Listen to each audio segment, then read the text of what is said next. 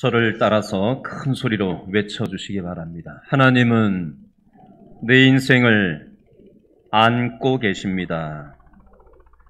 하나님은 내 가정을 축복하기 원하십니다. 믿으세요? 이 시간 내 옆에 있는 분에게 한번 축복하며 인사하도록 하겠습니다. 옆에 분을 한번 골라 잡으시고, 자, 한번 옆에 분을 보시면서 얘기하시죠. 하나님은 당신의 인생을 꼭 안고 계십니다.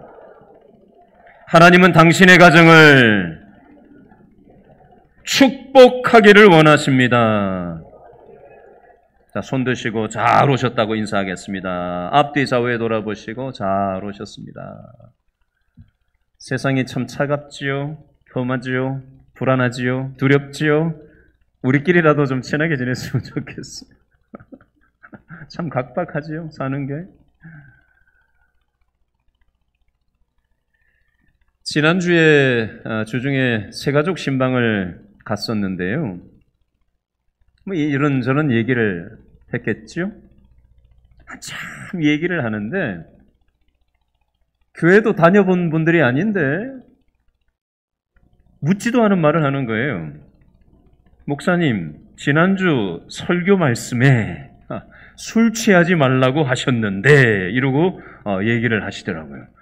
아니, 지난주에 했던 설교가 기억이 나세요? 그랬더니 기억이 난대요.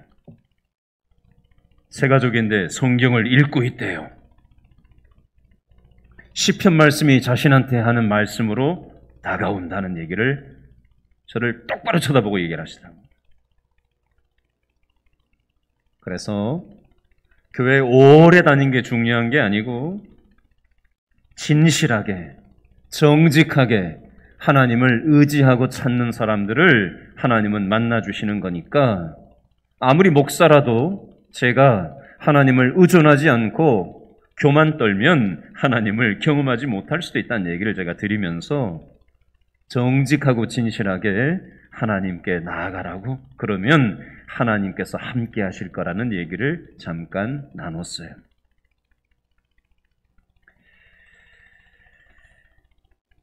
여러분, 지난주 설교 본문은요, 오늘 본문 5장 22절 바로 앞부분이었어요. 에베소서 5장 15절부터 21절 말씀까지가 지난주 본문이었는데요. 복습을 해볼까요? 5장 18절 다 같이 한번 읽어봅니다. 5장 18절 다 같이 시작.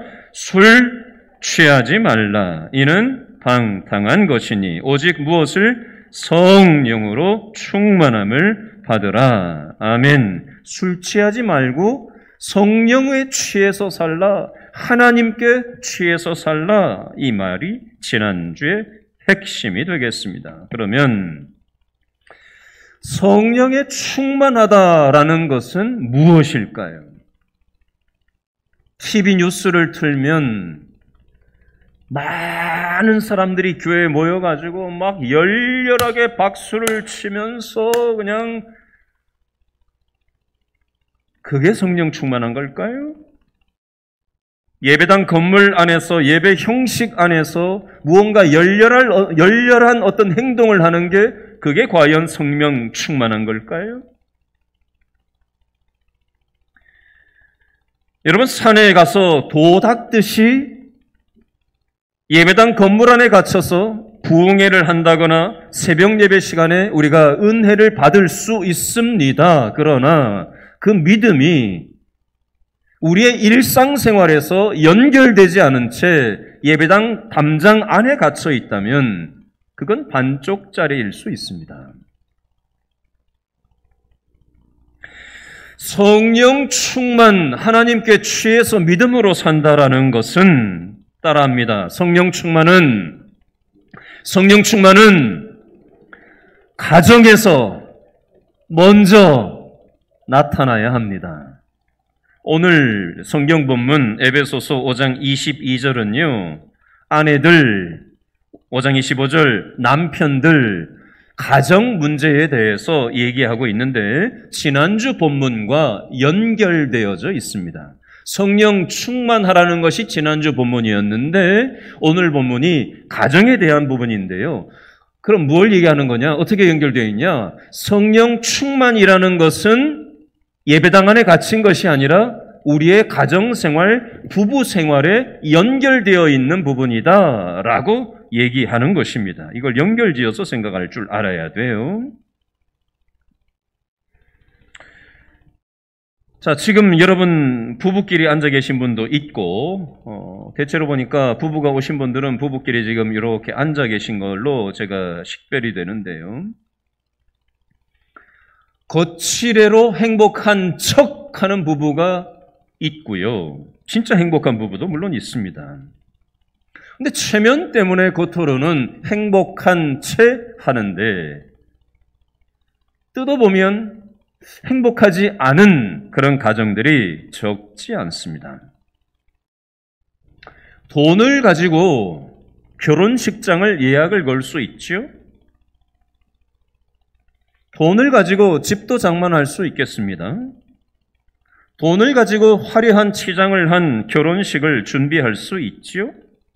그렇지만 돈이 아무리 많아도 행복한 행복한 결혼 생활을 살 수는 없습니다. 껍데기는 화려해 보일 수 있을지 몰라요. 그러나 행복한 결혼 생활은 돈으로 살 수 있는 게 아니죠. 우리가 뉴스를 보면 국내 뉴스든 해외 뉴스든 잊을만 하면 한 번씩 나오는 뉴스가 있어요. 어디에서 건물이 무너졌다더라. 뭐 이런 뉴스 보셨죠? 국내든 해외든. 그래서 사람들을 구조하고 정밀 진단 원인 검사를 합니다. 대체로 여러 가지 이유가 있지만 근본적인 이유가 항상 보면 뭐냐면 건물 설계대로 건물을 짓지 않았다는 거예요. 설계가 되어 있으면 그 설계에 맞게 건물을 지어 올려야 되는데 단가를 싸게 하기 위해서, 인건비를 아끼기 위해서 뭐 여러 가지가 이유가 있지만 설계대로 건물을 짓지 않은 게 상당 부분 이 건물 붕괴의 원인이 되는 수가 많이 있습니다. 여러분 이게 마찬가지 이치예요. 우리 이 가정이라는 이 제도도 하나님께서 설계자가 하나님이세요. 하나님이 가정이라는 이 구조를 설계를 하셨단 말이에요. 창세기 1장 27절에 보니까 하나님이 자기 형상 곧 하나님의 형상대로 사람을 창조하시되 남자와 여자로 창조하시고 하나님이 하나님 자신의 형상을 따라 남자와 여자를 각각 창조하시고 나서 생육하고 번성하여 땅에 충만하라고 말씀을 하셨어요. 가정을 이루고 생육하고 번성하여서 하나님의 형상을 이 땅에 충만하게 할 것을 하나님께서는 말씀하셨다고요. 다른 말로 하면 하나님께서 사람을 창조하실 뿐만이 아니라 하나님께서는 가정에 대한 설계, 구상, 의도를 가지시고 이 땅에 가정을 구상하셨어요. 설계도대로 이 가정이 건축될 때 우리의 가정은 행복한 가정이 될 수 있는 것입니다. 그러나 하나님의 설계도대로 우리의 가정이 건축되지 않는다면 우리의 가정은 행복할 수 없을 겁니다. 자, 이런 말이 있어요. 바다에 나갈 때는 한 번 기도하고, 바다가 위험하잖아요. 풍랑치는 바다에 고기 잡으러 나가면은 위험하잖아요. 그러니까 뱃사람들이 어떻게 해요? 바다 나갈 때 한 번 기도하고, 전쟁에 나갈 때는 몇 번 기도? 2번 기도하고, 결혼을 할 때는 몇 번 기도해야 된다? 3번 기도해야 된다. 여러분, 이 말이 그냥 생겨났을까요? 바다에 나가는 것보다 뭐가 더 위험하다? 전쟁이 더 위험하다. 전쟁보다 뭐가 더 위험하다? 결혼이 더 위험하다는 거예요. 그럼 결혼은 위험하니까 하지 말아야 돼요? 결혼을 하되 기도하면서 결혼 생활을 해야 된다라는 걸 얘기하는 겁니다. 자, 오늘 본문으로 들어가서 하나님께서 가정에 대한 어떤 설계를 하셨는가, 그걸 하나님의 설계도를 한번 살펴보도록 하겠습니다. 에베소서 5장 22절 말씀해 보니까 동그라미 하실래요? 22절 누구요? 아내들이요. 동그라미. 아내들이요. 22절, 23절, 24절은 아내들한테 주시는 말씀이라면, 두 번째 25절에 보니까 동그라미 하세요. 누구더라? 남편들아. 25절 남편들아. 동그라미. 25절, 26절, 27절, 28, 29, 30절 6절은 남편들한테 하시는 말씀이 되겠습니다. 22에서 24는 아내들에게, 25에서 30은 남편들에게 하시는 말씀이 되겠어요. 자, 먼저 22절 말씀을 다 같이 읽어보겠습니다. 시작! 복종하기를 주께 하듯 하라. 목소리가 너무 작아요. 다시 한번 22절 시작! 아내들이여 자기 남편에게 뭐 하라고요? 복종하기를 주께 하듯 하라. 남편한테 복종을 하라고? 자, 부인들 입장에서 이거 받아들일 수 있는 말입니까? 복종을 하라고? 세상이 어떤 세상인데 지금? 응? 천지개벽을 한 이런 세상에 남편한테 복종시키나 하라고?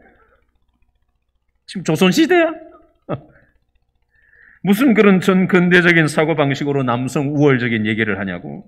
우리 성경이 너무 남성 우월적인 거 아닌가? 너무 전근대적인 거 아닌가?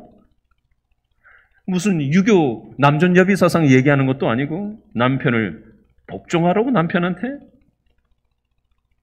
여러분, 성경이 남성 우월적인, 전근대적인, 유교적인 이런 의식을 가지고 지금 복종하라고 써놓은 걸까요? 22절 뒷부분에 보니까 누구에게 하듯? 주께 하듯 이라는 표현이 단서입니다. 주께 하듯. 예수님께 우리가 하듯이 남편에게 복종하라라는 의미로 써 있어요. 그래도 마음이 개운치가 않죠.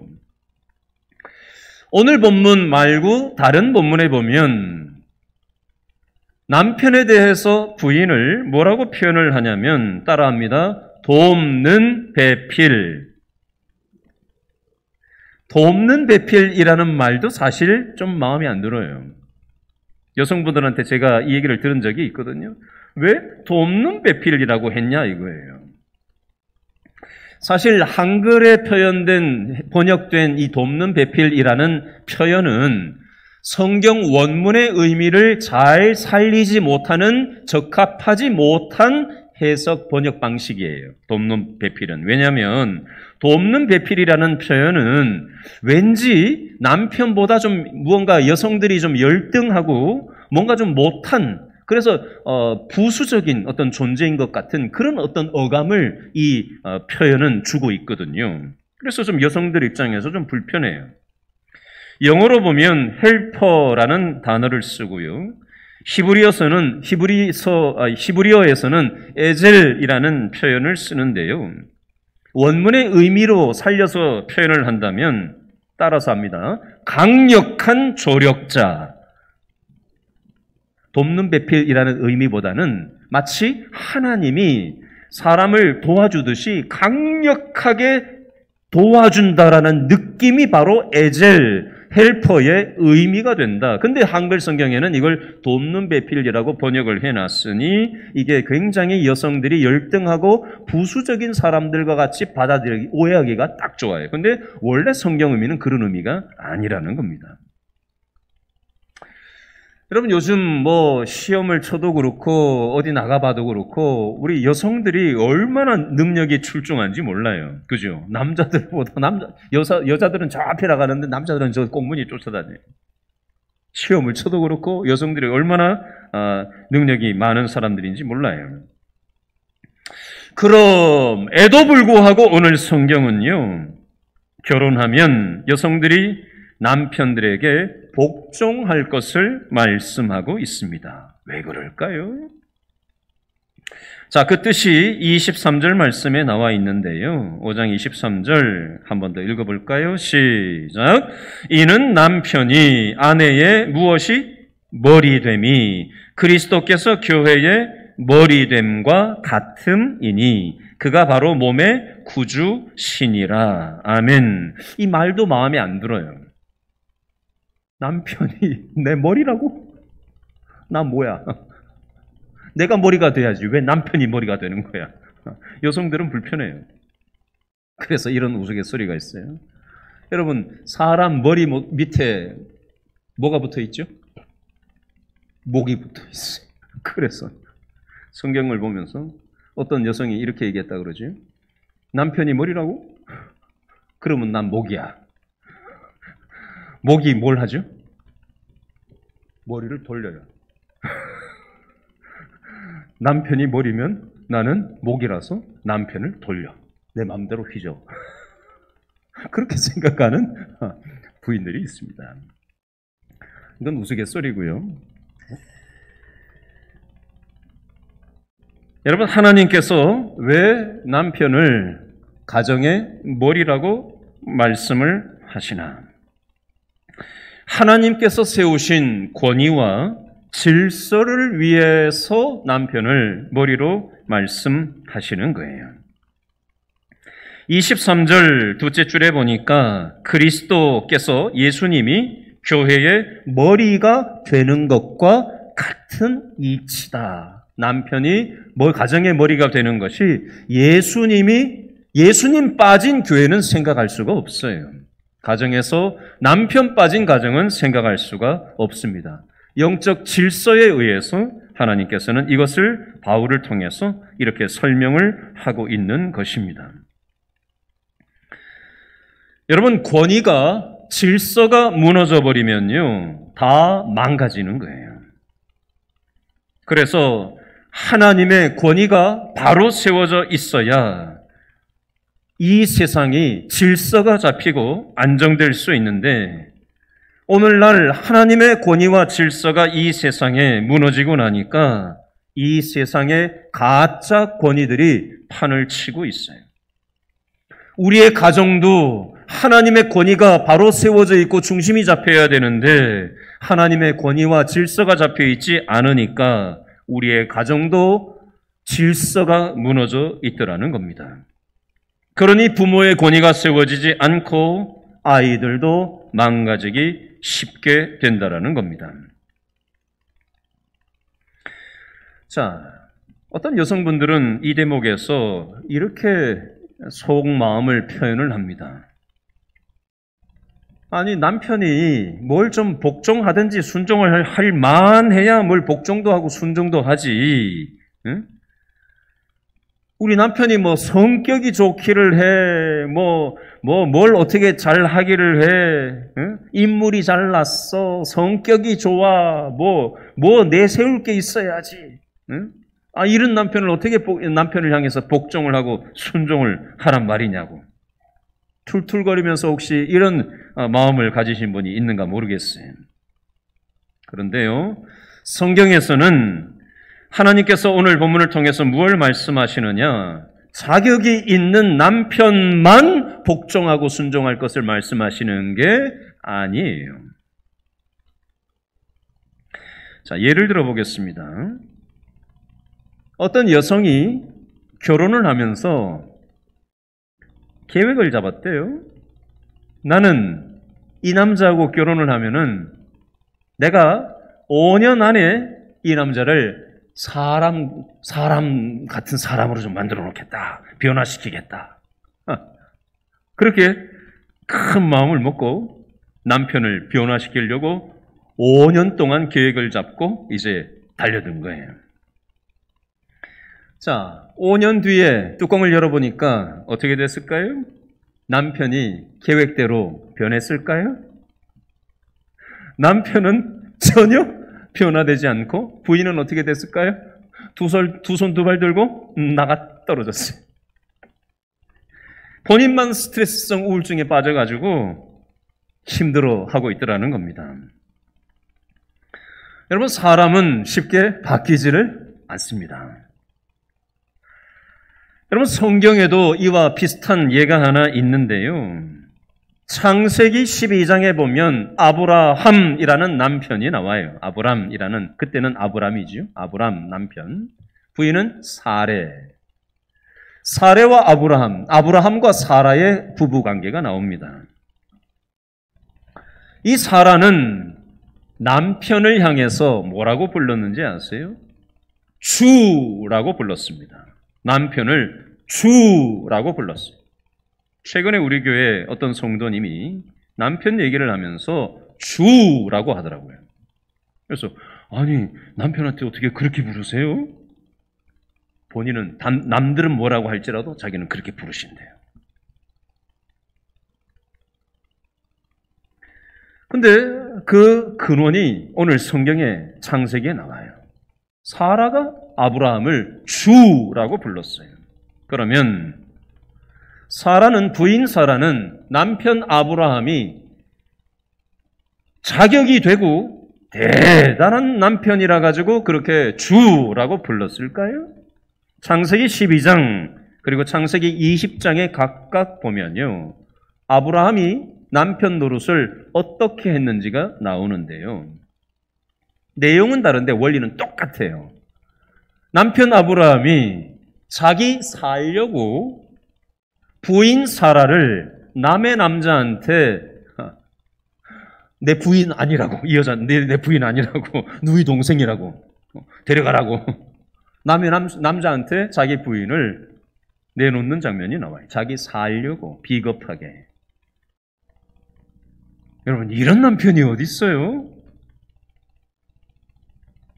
자기를 지켜줘야 될 남편이 자기 살려고 부인을 다른 남자한테 거짓말 해가지고 짜고 거짓말 해가지고 다른 남자한테 넘겼다니까요. 그래서 다른 남자 품 안에 갔다가 돌아왔다니까요. 한 번도 아니고 두 번씩이나. 근데 이런 남편한테 사라가 뭐라고 불렀다는 거예요? 주라고 불렀다는 거예요. 이해됐어요? 있을 수 없는 일 아니에요.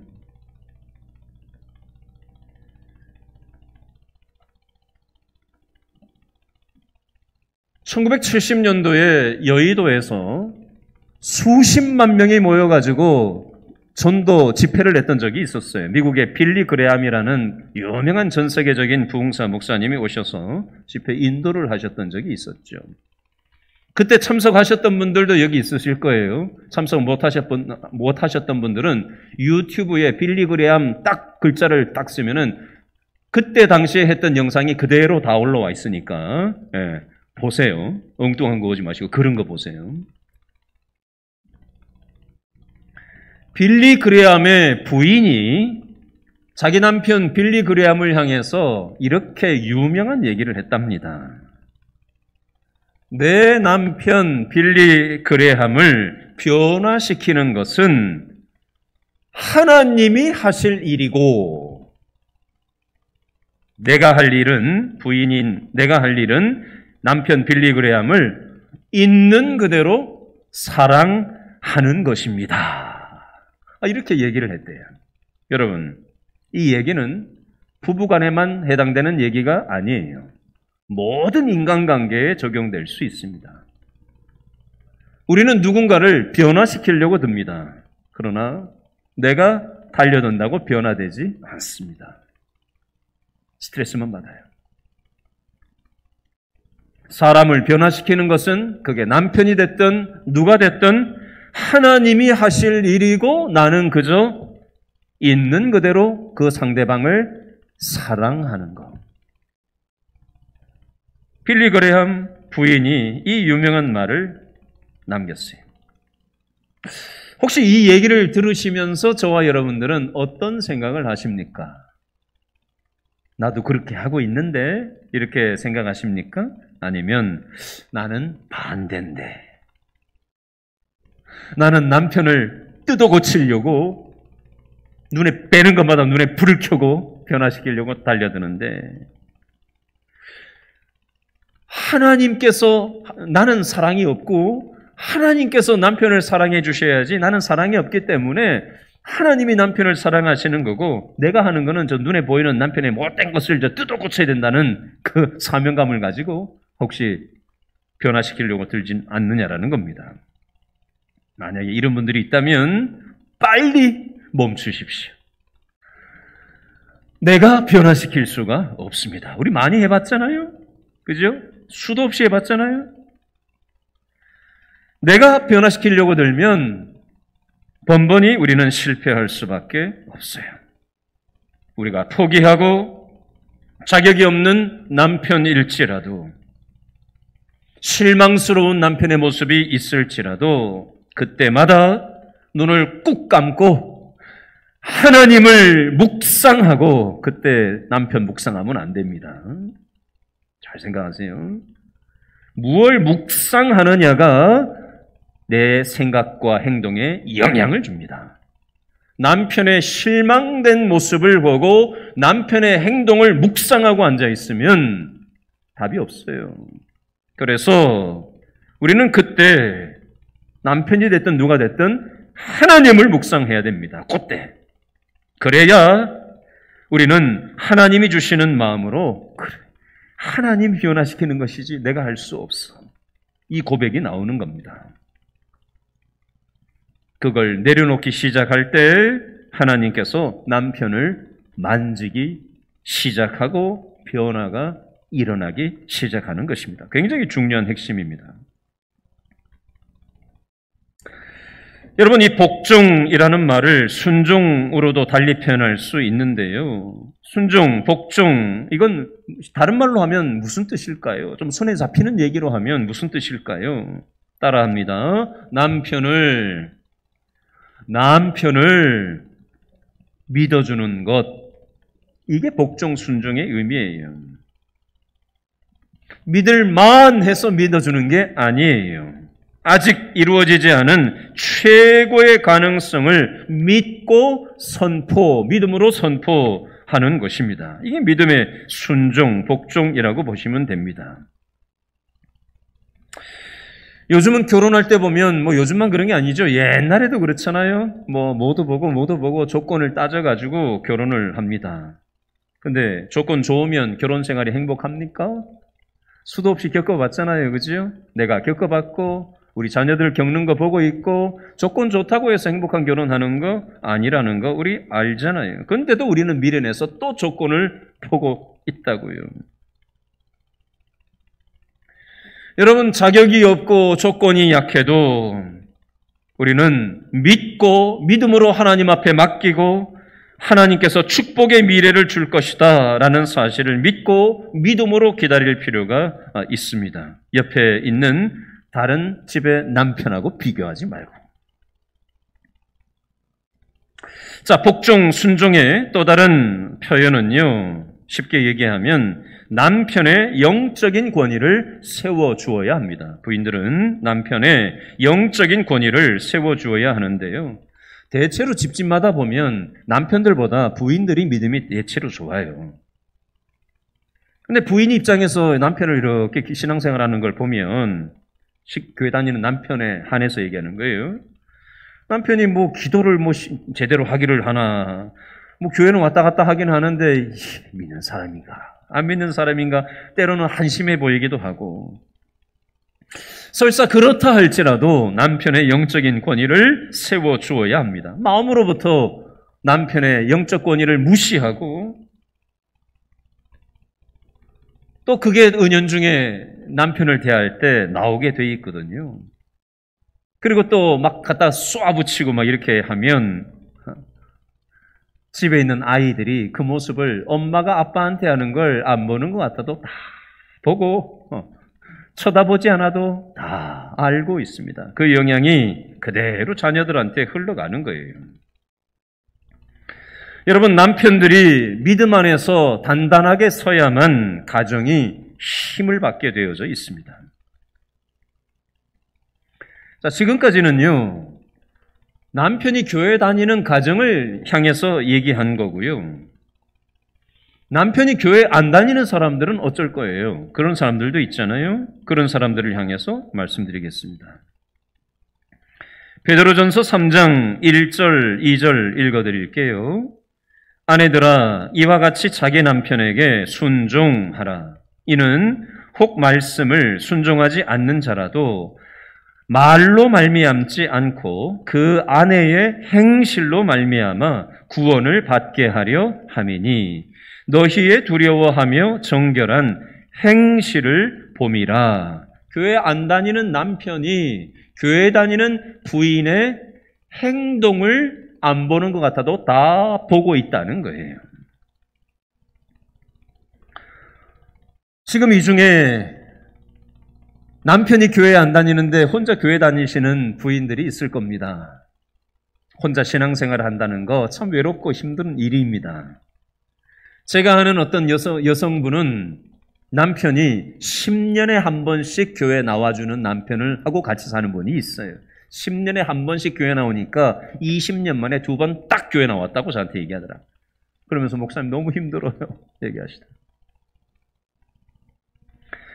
여러분, 이 부부가 세계관이 같아야 되거든요. 영적인 세계관이 다른 방향을 그리면 이건 보통 힘든 문제가 아닙니다.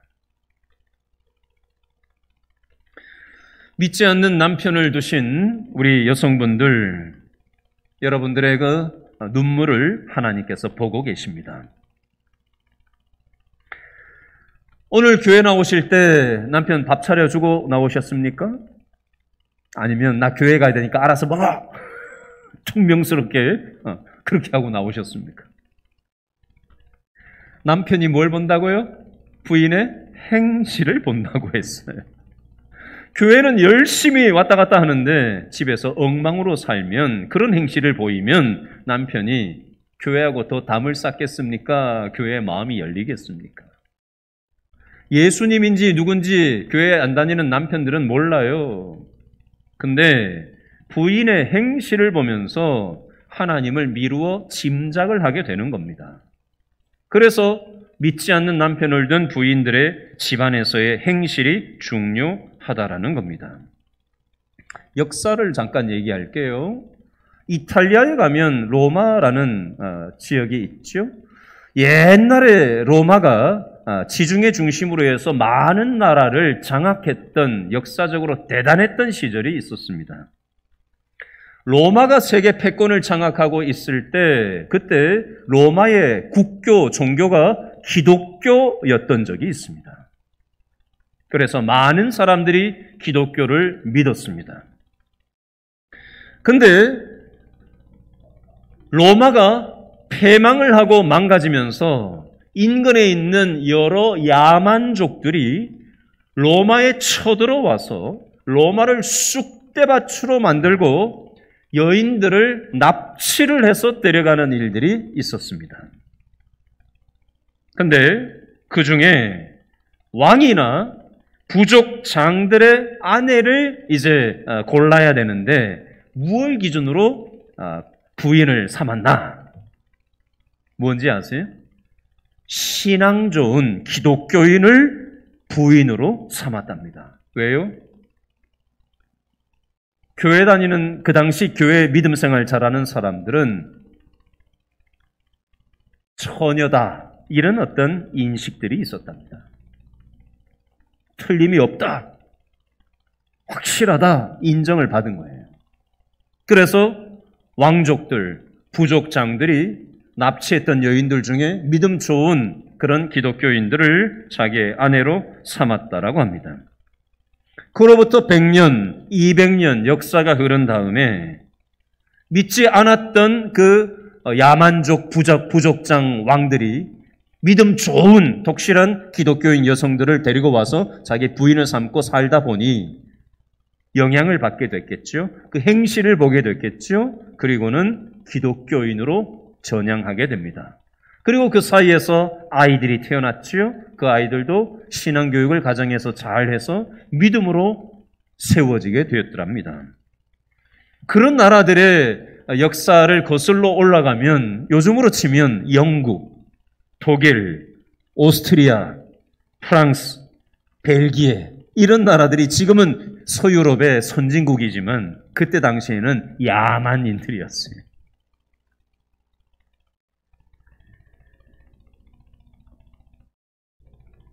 여러분, 세상은 기독교인들을 향해서 손가락질을 많이 합니다. 그러나 이런 시대에도 하나님께서는 믿지 않았던 사람들을 우리 교회만 해도요, 제가 요즘 가만히 새 가족들이 오는 걸 보면 다른 교회 다니던 분들도 오시기도 하지만 완전히 교회를 안 다녔던 분들이 이렇게 저렇게 지금 교회 새 가족으로 등록하는 것들을 가만히 보면서 야, 이렇게 기독교가 인기가 없어진 이런 시대임에도 불구하고 저렇게 하나님께서는 구원할 영혼들을 준비하시고 하나님께서 일하고 계시다라는 것을 저는 여전히 느끼고 있어요.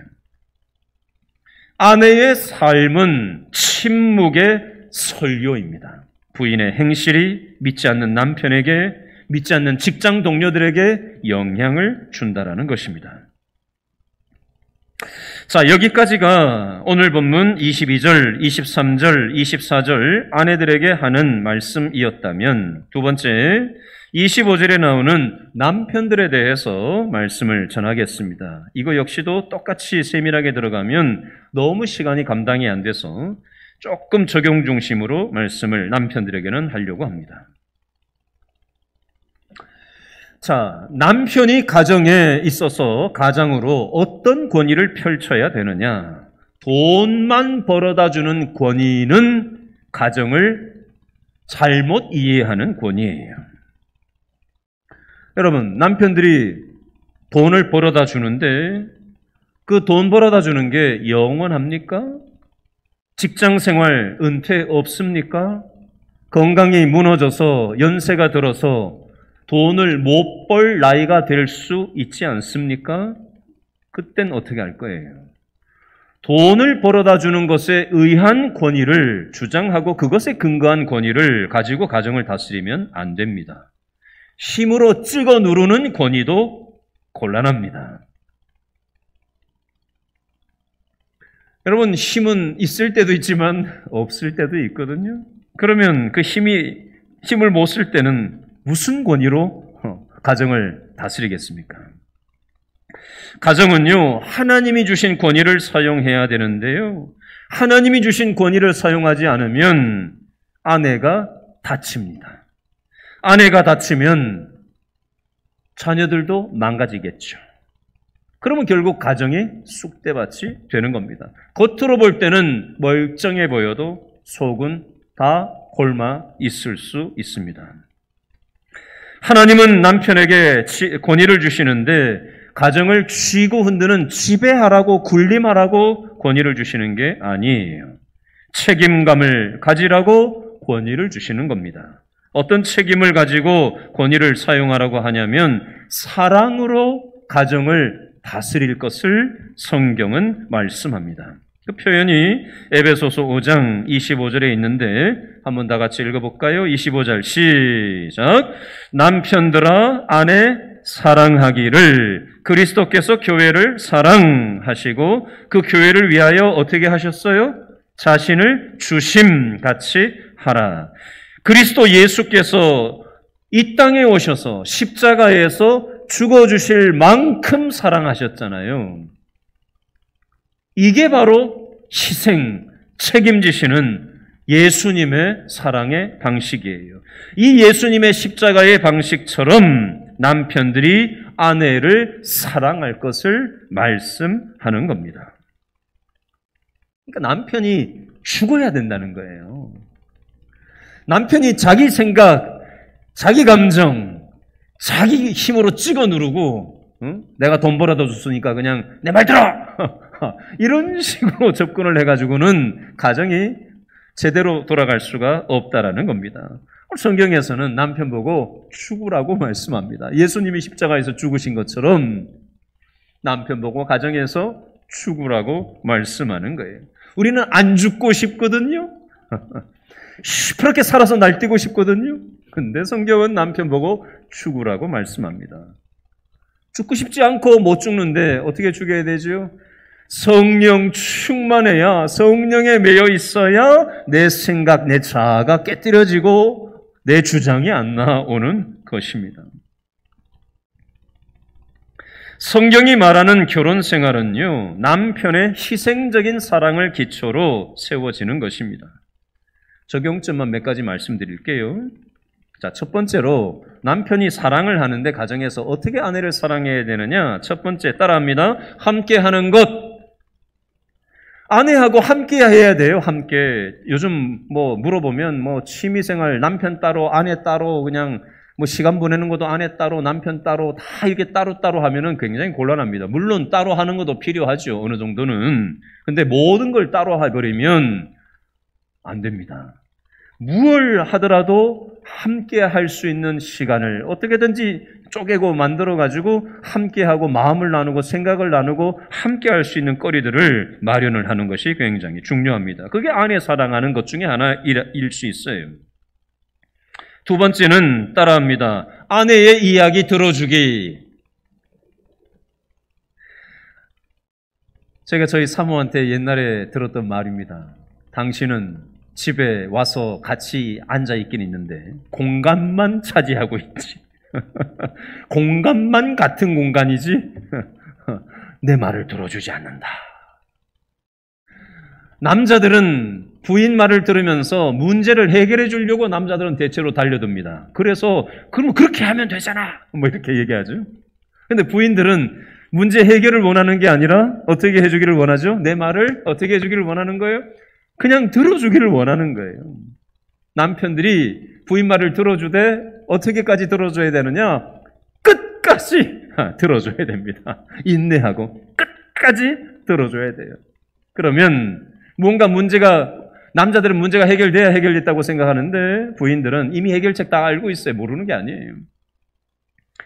부인들은 남편이 그냥 끝까지 내 말을 같이 들어주는 거, 그게 좋은 거예요. 그럼 마음이 좋아지고 풀리는 거예요. 그래서 아내들의 말을 끝까지 남편들이 들어주는 게 중요합니다. 세 번째, 따라합니다. 섬김. 남편이 아내를 사랑하는 방법 중에 하나가 섬김이 있는데요. 분리수거를 해준다든지, 또 설거지를 해준다든지, 또 아이들과 함께 시간을 보낸다든지, 남편이 할 수 있는 것들을 구체적인 섬김거리들을 하는 것이 아내를 사랑하는 방식 중에 하나일 수 있습니다. 또 하나, 남편은 가정의 영적인 제사장이 돼야 되는데요. 한마디로 얘기하면 기도하는 남편이 돼야 된다는 얘기입니다. 제가 몇 번 말씀드렸죠. 여의도 순복음교회 조용기 목사님이 한 50년 부부하고 아내하고 살다 보니까 아침에 일어나면은 자고 있는 부인을 내려다보면 이런 마음이 든다고 그러더라고요. 이게 남잔지 이게 여잔지 아무 감정의 동료가 없대요. 연애할 때는 이 감정이 있잖아요. 그죠? 근데 아이 낳고 볼 거 못 볼 거 다 보고 산전수전 공중전 겪다 보면 감정이 어디로 가는지 하나도 없어요. 아침에 일어나면 감정이 동하지를 않아요. 근데 이 조영규 목사님이 이런 얘기를 하더라고요. 아침에 일어나자마자 1번으로 기도하는 게 있대요. 그게 뭐냐면 부인을 놓고 1번으로 기도한대요. 부인을 놓고. 왜요? 기도를 하고 나면 내 눈이 바뀐대요. 그래서 이뻐 보인대요. 기도를 안 하고 보면 남잔지 여잔지 이런데 기도를 하고 다시 쳐다보면 사랑스러운 마음이 생긴대요. 이게 하나님의 설계 방식이에요. 남편이 기도하는 남편이 돼야 되는 게 바로 여기에 이유가 있습니다. 자, 저를 한번 따라 하시죠. 33절 말씀에 에베소 5장 33절 말씀의 핵심인데요. 따라합니다. 아내는 사랑을 먹고 살고 남편은 존경을 먹고 산다. 이게 에베소 5장 33절의 핵심입니다. 여자들은 사랑받고 싶어 하고요. 남성들은 존경받고 인정을 먹고 산다고 합니다. 여러분, 우리의 부부관계를 한번 다시 생각해 보시면 좋겠어요. 오늘 설교를 들으시면서 가슴 한켠에 힘든 마음으로 오늘 설교를 들으신 분도 있을 겁니다. 내 남편이나 또 내 아내가 먼저 하늘나라로 가신 분들이 이 중에 계실 거예요. 또 어떤 분은 어쩔 수 없는 이유 때문에 배우자하고 헤어진 분도 있을지 모르겠습니다. 이런 분들은 이 사실을 꼭 기억하시기 바랍니다. 우리는 남자든 여자든 우리의 영적인 신랑은 누구예요? 예수님이에요. 우리의 영적인 신랑이신 예수님께서는 여러분의 곁을 영원히 떠나지 않으신다라는 사실을 꼭 기억할 수 있기를 바랍니다. 아셨죠? 남편은, 아내는 나를 떠나고 내 옆에 있던 배우자는 나하고 같이 있지 않을지라도 우리의 영원한 신랑이신 예수님께서는 나와 절대로 헤어지지 않으신다라는 사실로 위로를 받으실 수 있기를 바랍니다. 여러분, 내 배우자와 살아가는 날이 그렇게 많지 않습니다. 의외로 많지 않아요. 10년 뒤에 내 배우자가 내 옆에 없을 수도 있고요.